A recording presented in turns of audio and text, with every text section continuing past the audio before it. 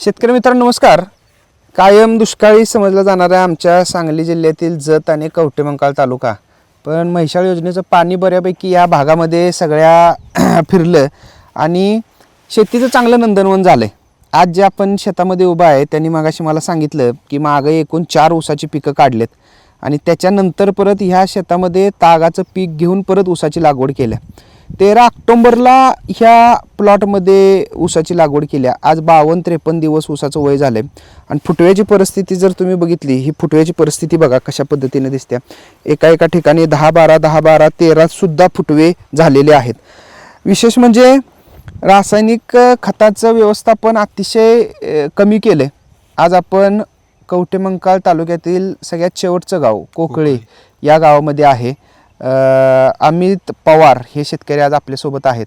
या प्लॉटला आपण 13 ऑक्टोंबर रोजी रोपं दिलेली होती आणि रोपाची लागवड 7 फुटावर केलेली आहे.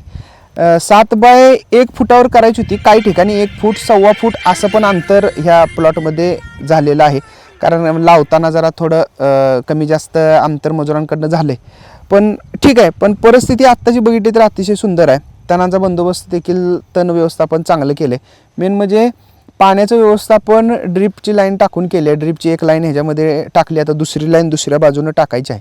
लागवडीचं अंतर जास्त ठेवण्या म्हणजे आत्ता त्यांचा एक ऊस तुटायला आहे तर 4.5 फुटावर लागवड आहे, पण आत्ताची ही 7 फुटावर लागवड केली. अमितराव, काय एक्सपिरियन्स आहे तुमचा? मागाशी मला तुम्ही बऱ्याच गोष्टी सांगितल्या, तर की काय म्हणजे 7 फुटावर लागवड करण्यामागं काय उद्दिष्ट होता आणि काय लोकांचं काय म्हणणं होतं तुमच्या भागातल्या? विषय काय झाला, 7 फुटावर मी पहिल्यांदा लागण केली. म्हणजे आमच्या गावात मी पहिला दुसरा शेतकरी आहे. माझ्या भावानं 7 फुटावर पहिली लागण केली ती. मग त्याची पद्धतीने त्याची काही बसली नाही लागण, म्हणजे नियोजन झालं नाही पावसामुळे.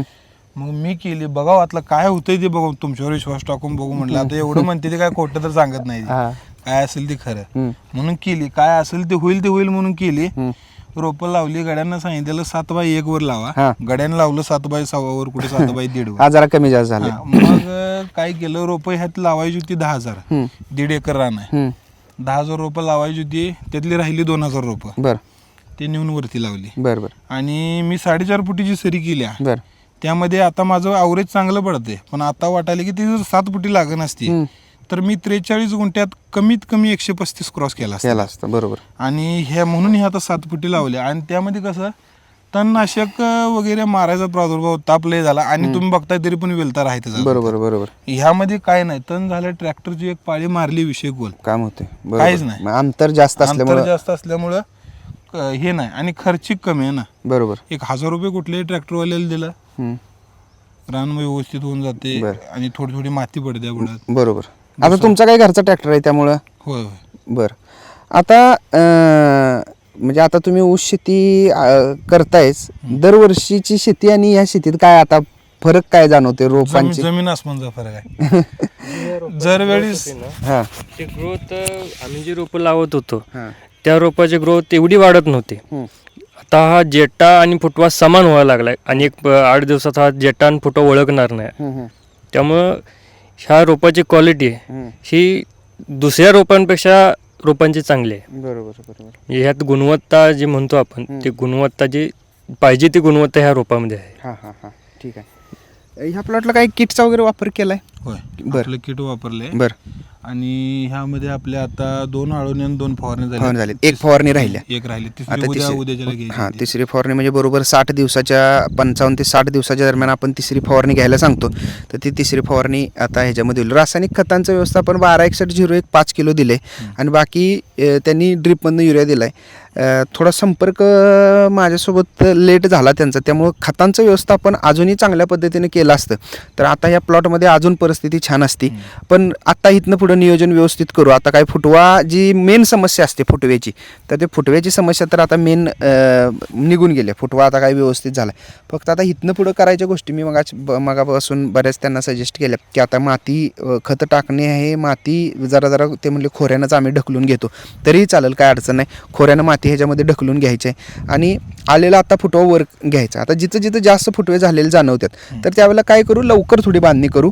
चांगले सशक्त फुटवे वर, आता आपण 7x1.25 धरून अंतर चालू, तर एका ठिकाणी 8 ते 9 असे फुटवे ठेवायचे आहेत आपल्याला. तेवढे फुटवे ठेवायचे सशक्त आलेले, आणि बाकीचे गरज पडले तर आपण ह्याच्यामध्ये काढून घेऊ. तुम्ही मगाशी सांगितलं की ह्या प्लॉट सोडून दुसऱ्या प्लॉटमध्ये पण एक तुम्ही लागवड केली आहे, त्याच्यात आणि ह्याच्यात काय बदल आहे? रोपं एकच आहेत. हां रोपे एकच आहेत. ही 7 फुटीनं लागण आहे. हां आणि जी 2000 रोपं राहिली होती ती घरापाशी 5 फुटीनं 12 सऱ्या सोडल्यात. हां आणि ह्याला किटचा वापर केला आहे. 2 आळण झालेत, 2 फवारण्या झाल्यात. त्याला काय सुद्धा केलं नाही. त्याला आम्ही ज्या पद्धतीने करतो त्या पद्धतीने केलाय. हां पण त्या प्लॉटला आता 2 फुटवे कुठेशी दिसतात. बरोबर बरोबर. आणि ह्याच्यामध्ये आता मोजता येत नाही इतके फुटके आहेत, फुटवे आहेत. एवढा फरक आहे याचा. बरोबर. आपलं ऊस पीक चर्चा सत्राला पण या दादांनी हजेरी लावलेली, त्यांची पण ऊस शेती आहे.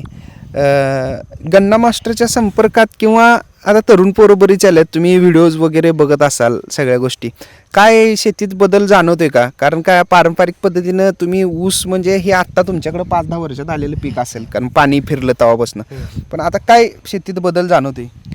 बदल म्हणजे शेतीत असा आहे की आता नवीन नवीन टेक्नॉलॉजी आलेत, आणि पहिला अभ्यास जेवढा होता तेवढा आता त्याचा डबल पटीनं अभ्यास झाला आहे. कारण की कसं आहे, शेती म्हणजे लोकांनी असं वाटत होतं की पाणी पाजणं आणि खतं टाकणं, पण त्याच्या पाठीमागं रोगराई म्हणा, ह्या गोष्टीचा काळजी घेणे, लागवडीचं वाढलेलं अंतर म्हणा, किंवा ह्याची पाणी द्यायची जे ठिबक सिंचन आहे ह्याचं म्हणा, ही टेक्नॉलॉजी वाढल्या, ह्याच्यामुळे उत्पादन पण वाढणार आहे. आणि आता येणाऱ्या नवीन पिढीला पण ह्याचा फायदा होणार आहे की तुम्ही कमी खर्चात आणि कमी जागेत, म्हणजे थोडक्यात व्यवस्थित जागेत तुम्ही पीक करू शकता, आणि तुम्ही पाहिजे तेवढं तुमच्या उतारा काढू शकताय. जसं एकरी आपण म्हणतो 100 टन गेलं पाहिजे, त्या पोतर तुम्ही पोचू शकताय. तुम्ही सुरुवात केली तर पोचू शकताय.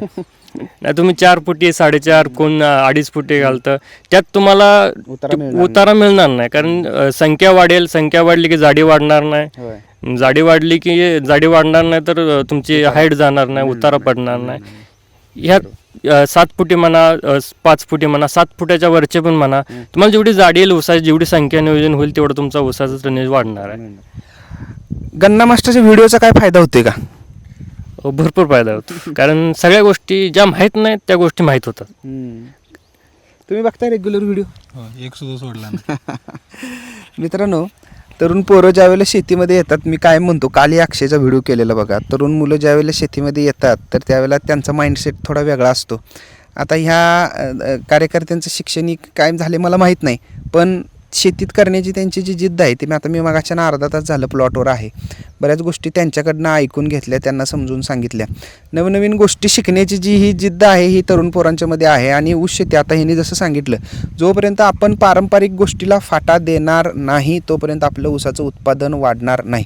ड्रीप केलंच पाहिजे. बरेच शेतकरी विचारतात, सर ड्रीप गरजेचं आहे का ऊसाला? ऊस करायचा आहे ड्रीपच करा, ड्रीपशिवाय ऊस करू नका. हे मी तुम्हाला अजूनही सांगतो. किंवा कुठलंही पीक करा, ऊसाला किंवा कुठल्याही पिकाला खतं देण्याच्या पारंपरिक जुन्या पद्धती आता सोडून देऊन आपल्याला ड्रीपमधनंच ठिबक सिंचनमधनंच पाणी द्यायला पाहिजे, खतं द्यायला पाहिजेत, लागवडीचे अशी अंतर वाढवलं पाहिजे. ह्याच्यामधनं ट्रॅक्टरच्या मशागती तुम्ही म्हणा, फवारणी म्हणा, सगळं करू शकताय, यांत्रिकीकरण करू शकताय, शेतीवरचा खर्च कमी करू शकताय.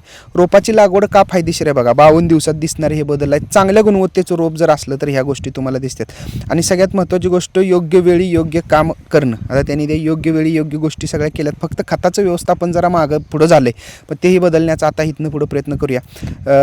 त्यांना एकरी 100 टनासाठी शुभेच्छा देऊया.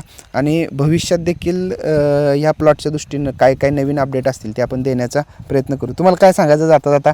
मी एवढंच सांगेन, मी या कंपनीची ड्रीप घेतली, हां, ती श्रीरामची ड्रीप आहे. ह्याच्या अगोदर जेवढं आपण पिकाला सगळे त्यांचंच टाकतोय, त्यांनी कधी येऊन माझ्या शेतात व्हिडिओ केला नव्हता. त्या दिवशी सहज आले होते, मग येऊन गेले ना, त्यांनी व्हिडिओ केला ऊसाचा. त्यावेळी ऊसाचं वय होतं मला वाटतं 21 दिवसाचा प्लॉट होता आणि 4-4, 5-5 फोटो होते. मग त्यांनी व्हिडिओ केला, श्रीराम ठिबक वरती असलेला ऊसाचा प्लॉट. म्हणजे लोकांनी प्लॉटवरती जाहिरात पण केली. बरोबर. नाही करत, कसं आहे, चांगल्या गोष्टीची जाहिरात झाली पाहिजे. मग ते तुम्ही म्हणजे काय माझं म्हणणं, मी प्रत्येक प्लॉटर जाण्यामागाने व्हिडिओ करण्यामागं कारण काय असतं, मी त्या शेतकऱ्याचा नंबर देत असतो व्हिडिओमध्ये. काय असतं बघा, प्रोत्साहन. आता तुम्हाला जर एक 10 लोकांनी आता हे व्हिडिओ पाहिल्यानंतर जर फोन केले आणि विचारलं काय केलं तुम्ही, तर ते तुम्हाला सांगायला जास्त हुरूप येतो की बाबा मी एवढ्या गोष्टी केल्यात त्यामुळं मला फायदा झाला आहे. आणि हे कसं आहे, ही माउथ पब्लिसिटी शेतीमध्ये अतिशय महत्त्वाची आहे. ह्यांचं बघून 4 मित्रांनी त्यांच्या कॉपी केली. आता हे त्यांचे मित्र आहेत, हे मित्र आहेत, त्यांचा मागे एक मित्र आले, यांनी जर कॉपी केली आणि अशा पद्धतीचे अजून जर 5-6 प्लॉट ह्या भागामध्ये तयार झाले तर हे वाढत जाते. पण त्यांचं बघून परत 5-6 पोरं करतील. हे शेतीमध्ये होणारे बदल आहेत आणि हे अशा पद्धतीने बदल आपण ॲक्सेप्ट केले पाहिजेत. हायवे जो आहे जतला जाणारा, त्या जतला जाणाऱ्या हायवेपासून एक 200-300 मीटर अंतरावरच कोकळे या गावामध्ये हा प्लॉट आहे. जरूर बघा, ह्यांचा नंबर देतोय, एकदा या. 7 फुटावरचे प्रयोग तुम्हाला इथं पण बघायला मिळतील. धन्यवाद.